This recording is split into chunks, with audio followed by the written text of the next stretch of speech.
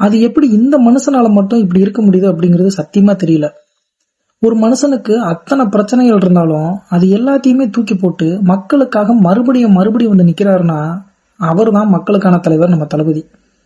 அப்புறம் இன்னொன்னு, இன்னைக்குதான் ஒரு விஷயத்த நான் புரிஞ்சுக்கிட்டேன். நம்ம தளபதியை பார்த்தா மட்டும் ஏன் இந்த தீய சக்திகள்லாம் அவ்வளவு கோவம் வருது அப்படின்ட்டு.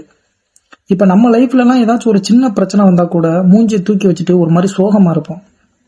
ஆனா அந்த மனுஷனோட லைஃப்ல பர்சனல்லையும் சரி பொலிட்டிக்ஸ்லயும் சரி அத்தனை பிரச்சனைகளை கொடுத்தாலும் அந்த மனுஷன் சிரிச்ச முகமா வந்து நிக்கிறத பாக்குறப்பதான் அந்த தீய சக்திகளால தாங்கிக்க முடியல.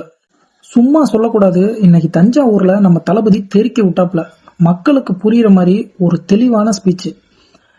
இந்த மத்தவங்கள மாதிரி மேடையை போட்டு அடுத்த ஆளை பத்தி அவதூறு பரப்பிக்கிட்டோ இல்ல தற்பெருமை பேசிக்கிட்டோ அந்த வேலையே கிடையாது. மக்களுக்கு என்ன தேவை, என்ன பண்ண போறோம், அவ்வளவுதான்.